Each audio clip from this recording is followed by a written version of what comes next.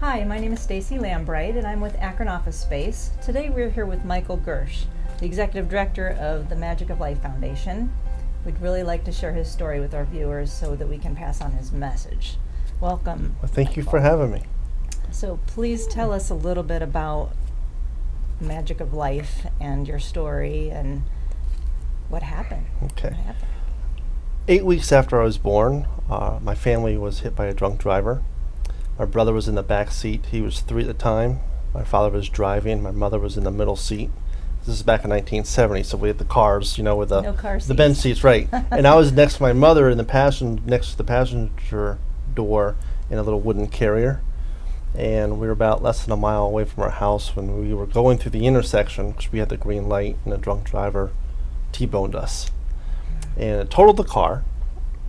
My brother, who was 3 in the back seat, didn't have a scratch on him. My Wow. father had, I know, talk about him being the miracle. Wow. My father had a few scratches and whatnot. I was only 8 weeks old. Nearly every bone in my body was broken. My skull was completely fractured. And here I am, 46 years old, almost 47. I'll be It's that a next miracle week. that you are sitting here right Yeah. now. Breaking every bone, I can't. Only 8 weeks old, you didn't Right. really know what happened. I Sure. guess that's a good thing. But how old were you when you found out about the accident? Well, and even part of the car crash was my mother was killed in that car crash. So she died the morning on the 20th after going through surgery. So I always knew my mother was deceased because I still remember, back in grade school, we had to write the forms in terms of parents. Mother's Oh. name, deceased. So even as a kid, your mother's dead. But I don't think I realized or knew it was a car crash till I was a little bit older. And I didn't know it was drunk driving until I was a teenager. Okay. My father never really talked about it. Even though you want him to talk about it, I'm sure it's always hard. So I was getting something out of his drawers, and I saw the printout of the newspaper clipping Oh. that it was a drunk driver. So I was a teenager when I found out it was actually drunk driving. Up until that point, I knew it was a car crash. Okay. Yeah. Yeah. So is that when you decided that you kind of had a mission, or when did you decide you wanted to do? You have a bunch of programs Yeah. called The Magic of Life. Right. And why did you name it that? I guess I should back up Well- and say why the words The Magic of Life. When I found out about the drunk driving, I got involved with SAD in high school. So we're Okay. talking 1985, 86, 87. Students Against Drunk Driving. Back then, right now, Right. now it's called something else, and that's how I sort of got involved. Sharing my Okay. story, I wanted to be a part of that because I figured, looking back, I figured I could either do something or do nothing. And as a mother's child, I want to stand up for my mother because I can't let her death be for nothing. And I also want other people to hear the story, so in order to prevent it from happening to other people as well. The Magic of Life was named because when I started this program in 1994, 95, I think 94 when I was in graduate school at the University of Akron, Okay. I was doing a lot more magic. I was a magician growing up. Okay. Gotcha. And so I was doing a lot more magic tricks in the program on how magic and symbolizing how magic symbolized what happens to your body for alcohol and those type of things. So I really called it the Magic of Life only because there was magic in the program. I understand. Now Okay. it means something else. I don't do magic anymore, but the Magic of Life is really understanding how precious your life is, and that's really the trick. Right. I think once we understand that, then we have a better understanding of how to live. I get the connection, though. yeah. That's kind of a neat way of creating that name. Right. That's very cool. So there's different programs within the Magic of Life. I have that the drunk driving one, and then I have one called Jewish Born Jamaican Raised, which is a diversity program. Because I was raised by a Jamaican woman, which started off as a part-time job after the car crash. Okay. My grandparents put an ad in the newspaper looking for someone to help while my father was at work. Okay. So this woman answered an ad when she was visiting her sister in New York. Set up the interview with my grandmother, never showed up. Oh. 3 weeks later, saw the same ad, made another interview time, took a couple trains, buses, met my grandmother, started to work, and so it was part-time, but then it became a lifetime. So this woman named Dolly Morse helped raise me and my brother as her own. And, I wouldn't be the person I am today if it wasn't for her. Mm-hmm. She showed me a lot about unconditional love and compassion.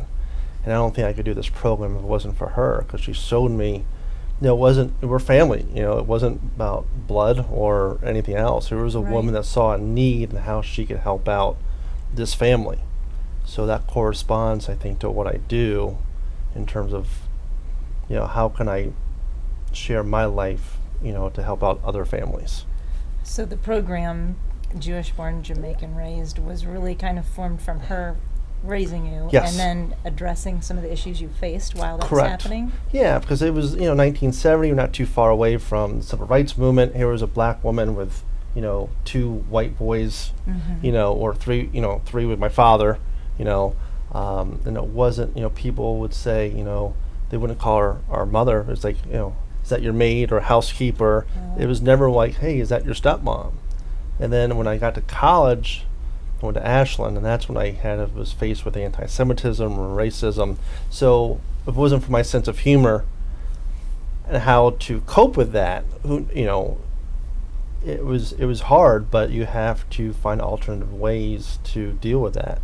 And I think The Magic of Life is a tribute to my mother, and the Jewish born Jamaican raised is a tribute to Dolly in terms of diversity and how we can get along, but just different methods of how to cope.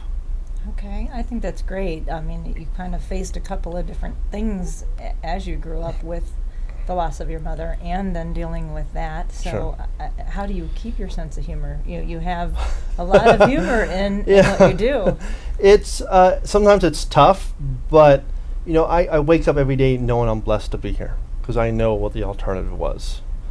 And I think, any day I wake up, I can make someone laugh, whether it's on stage at a comedy club or in the office or wherever it is. Mm-hmm. And as I was talking to the DUI offenders last night, I said, it's ironic how I'm a comedian and the only laugh I can't hear is my mother's. So it's almost like replacing, you're trying to get all this laughter to fit in a jar just for that one you can't hear. But I think I was just blessed with a sense of humor, and I think we need that as we're coping through grief or through anything. Are we going to have our ups and downs? Sure. But that humor is that one defense mechanism that we all have, whether it's myself laughing, whatever, or making other people laugh, because they need that too. And life is short not to. You mentioned doing a program for the DUI offenders, and I think part of the reason that maybe people turn to alcohol is because they don't have humor in their Right. lives. They have some other reason that they're doing that. So I want to know how you got started with that. How did you get to start addressing these folks and making an impact, I guess? With the DUI offenders, I had a friend that worked for Judge Hoover in the Stowe Courthouse, and we had a meeting, and then I auditioned for a bunch of judges, probation officers, and a couple of offenders. And they really liked it because it was so different of the program. I do a little bit of comedy involved, audience participation, and share my story. Because if I jump right into the program the first 2 minutes, I don't know what I'm going to do for the next 58 minutes. So I want them to know my personality before we get into the heavy stuff. Because I think where some speakers fail with the really heavy things is the audience doesn't know who they are first.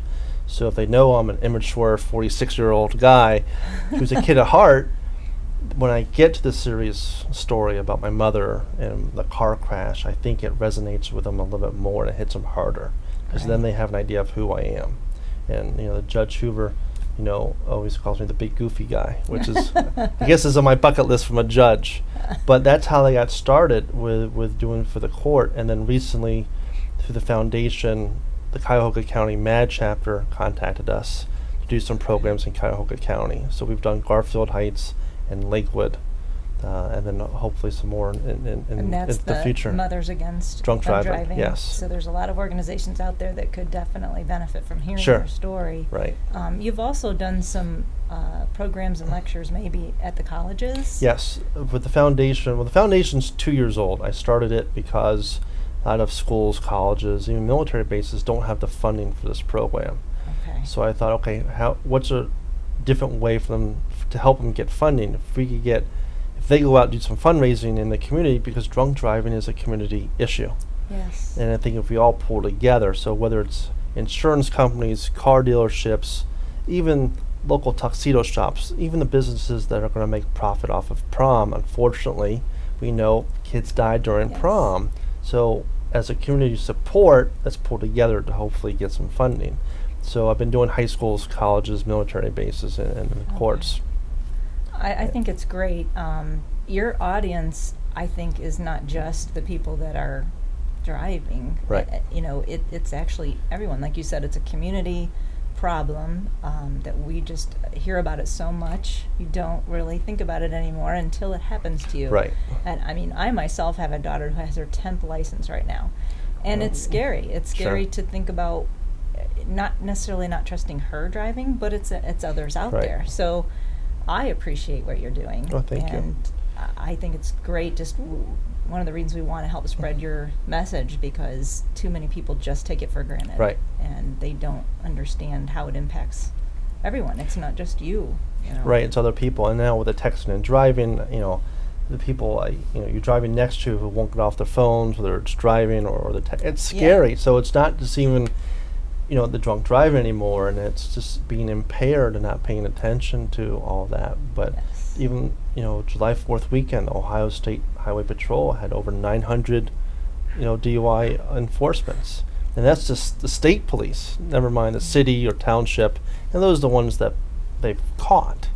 Right. A first-time DUI offender drives drunk between 80 to 90 times before Oh. they're caught the first time. Wow. And that's pretty, high. that's pretty staggering. That will, once you hear that, and I'm not a huge stat person, I'd rather hit an audience with, that passion and compassion story where it really hits them in here. Because Right. numbers are just numbers, and, you can look at one report and go, well, is that really true? But if you give someone that personal story, Yeah. and I think that's what's great about the program, is I can make them laugh, and then I can make them cry, and then I can make them think about their futures and what they want to do. Because my only goal is for them to walk out of the room a little bit differently than when they walk in. Right. And if you get all of them, great. If you get some of them, great. If you just get one, great. What do you think is the biggest problem today of why, I don't know if it's ignored, but maybe repeated? Some of the offenders are repeat offenders. If they do it that many times before they're caught, after they're caught, Right. sometimes it doesn't make a difference. It doesn't, because either they think they're invincible. Sometimes they think, well, I've done it before. I get home safe and sound. One of my best friends who knew my story, he died as a result of being a drunk driver as he was being pulled over. So if I think about my friend Big John, how many times he drove drunk. And he knew your story. Right, and he knew my prior to story, this. right. So I think with some of them, either they don't care, or they just don't think anything bad is going to happen to them. I think it could be one of those two, or it could be both. And the laws, it's a slap on the wrist as well. I mean, there's laws against lots of things, but people still do it, and that's a problem. But it's also socially acceptable, and that's hard. So when you're dealing with that, you think about the holidays and how many people are out there, drinking and driving, and people go, "Oh, everyone does it." Oh, no, that's not true. Right. Not Right, everyone right. does. It's just until you have it hit home close, Sure, right. do you realize. And it's Sure. sad that it takes that. So I think what you're doing is another step to at least try to reach somebody Sure. before it happens. Right. Which is very admirable. Well, so. thank you. And I think we all have a purpose, and this is just mine. We all have a powerful story to share. Right. I've just been lucky to be able to have that platform. I mean, I started in college as a peer advisor and being on the campus activities board, so I knew about the college market, and then graduate school, Okay. and then just so on and so on. So I knew about the college and high school market, and then the military bases came a little bit later on, and the court came a little bit later on. So Okay.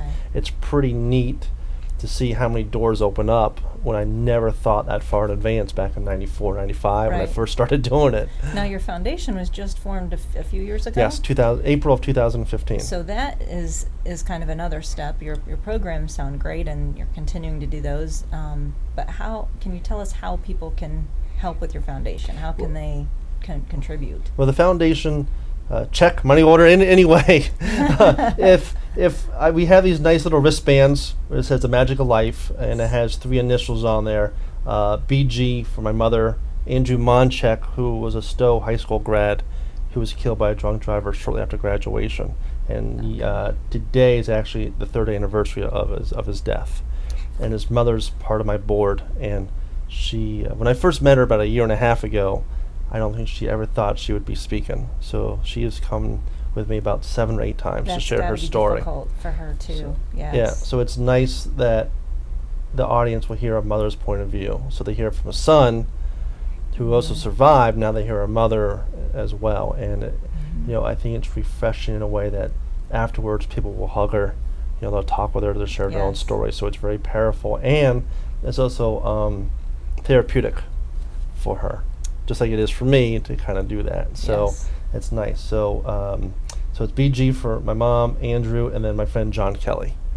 Okay, So, that's the big John right. that you're referring to. And on it says, "I pledge not to drink and drive." I think it's great. They should hand these out at every party, Right. every Well, school activity. Well, that's what we want. So for a donation, usually I say, for a donation of $20, they'll get one. We might have to change that, but I think 20 is a fair price. And To save a life, right, absolutely. I think so. And what we do is with the money, then we order more and give them to high school students, the DUI offenders, and anyone that wants it, for that pledge. And the coolest person in the world for me that has one is Gene Simmons of KISS. So when I saw him in Youngstown back last October, when I had a chance to talk to him, because he's very anti-drugs and alcohol, and we had like a 5 to 7 minute conversation about it, and he was very interested, and you could tell he got a bit emotional, and he asked about what happened to the guy that killed my mother, myself, and then we have a nice selfie, with it too. Yes. So the money raised will go back into the foundation, for high schools who don't have the money. We say, if you get some, you can sell them to help bring the program in, and then the rest goes to the foundation. So the 3 goals for the foundation is to make it affordable for schools, the military, whoever wants it, by having that community support. So if companies donate, they know, okay, they're sponsoring a program that can help save lives. And if it's whatever company is, we can put them on the PowerPoint, we can make a banner, whatever it is, so they're sponsoring, so they know who's helping to bring it in. The second goal is to help children impacted by drunk driving. I was lucky with Dolly to help raise me and my brother. Not every family has that guardian angel. So whether it's food, clothing, scholarships, whatever we could do to help out a child that's been impacted, that's what we would like to do as well. Right, I can see where, the tragedy of the accident happens, but then people are kind of forgotten after that, and what happens to them, and how do they recover, and I think that's great to have that second goal. Right. And then the third one is to have scholarships or awards for high school students that are making the right decisions in life when it comes to alcohol. They're helping spread their message, so they're helping with the message of don't drink and drive. So if we could, set up an award for students, great. Or if we're going to bring the program to the school, they have like an anti-drunk driving campaign, banners, flyers, and then we'll judge and award them. So if companies can sponsor it, because I think it's positive reinforcement, rather than just having the program come and they're just passive listeners. If they have a campaign, then they're being active, and they have a better understanding of what it is. And I like that approach to this, to have some positive reinforcement with the students as well, and engage them prior to coming in. Make it rewarding to participate and relay that as well when it hasn't happened. Sure, exactly. Because with the DUI offenders, we're trying to get them to change so they don't do it again. With the high school students, we want them to never do it at all. Why prevent it? Why not be a repeat? Let's just not do it to begin with. Right, exactly. Yes. Exactly. So those are the 3 goals for the nonprofit organization. Okay, that's great. Where can they go to a website? They can go to the website. They can go to themagicoflife.org or themagicoflife.com. So either one. Either one, right? Okay. The .org one will take them to the .com one.